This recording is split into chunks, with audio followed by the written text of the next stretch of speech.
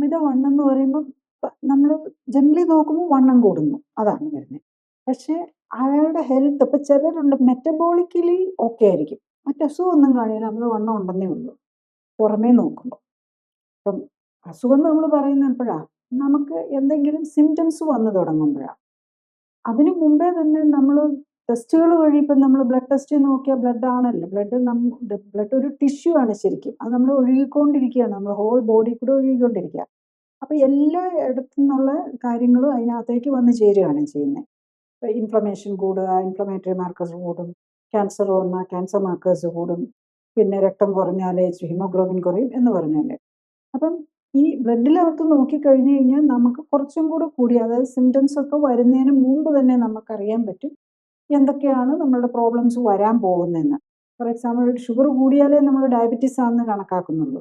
പക്ഷേ നമ്മൾ ഇൻസുലിൻ തന്നെ കൂടുമ്പോഴേ നമുക്കറിയാം പ്രീ ഡയബറ്റിക് ആണെന്ന്. പ്രീ ഡയബറ്റിക്സ് ആദ്യം ഇൻസുലിനാണ് കൂടുന്നത്. അപ്പം ഈ കാര്യങ്ങളെല്ലാം നമുക്ക് മനസ്സിലാക്കാനായിട്ട് നമ്മൾ അല്ലാതെ തന്നെ ടെസ്റ്റുകൾ നോക്കേണ്ടി വരും.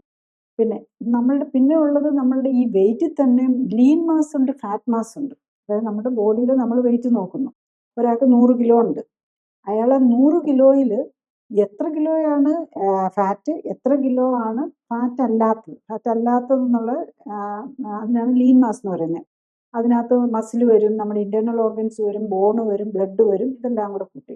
അപ്പോൾ സാധാരണ നിലയിൽ ഇതിനൊരു പ്രൊപ്പോർഷൻ ഉണ്ട്. നമുക്ക് ഒരു അറൗണ്ട്, ഇപ്പം ജെൻസിനാണെങ്കിൽ ഒരു ഏറ്റവും ഐഡിയൽ ഹെൽത്ത് എന്ന് പറഞ്ഞാൽ 10-15% ഫാറ്റ് പാടുള്ളൂ, ബാക്കിയുള്ളത് ലീൻ മാസ് ആയിരിക്കണം. അതുപോലെ ലേഡീസിലാണെങ്കിൽ ഒരു 15-25% വരെ ഫാറ്റ് മാസ് വരാം, അത്രയാണ്. അത് നേച്ചർ അനുസരിച്ച് നമ്മുടെ ഹോർമോണിൻ്റെ ഇതും കൂടെ ഒക്കെ ഉണ്ട് അതിനകത്ത് വരുന്നത്. അപ്പോൾ ലേഡീസിൽ അത് കുറയ്ക്കാൻ വലിയ പാടായിരിക്കും. അതുകൊണ്ട് 15-25% നമ്മൾ നോർമലായിട്ട് വയ്ക്കുന്നു.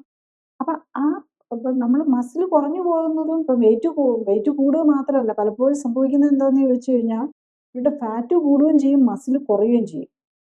അപ്പം മസിൽ ഒരു എൻഡോക്രൈൻ ഓർഗനാണ്, മസിലിനകത്ത് കുറേ ഹോർമോൺസ് വരുന്നുണ്ട്.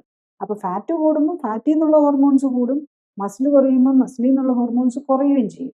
അതുപോലെ ബോണിനും ഉണ്ട്.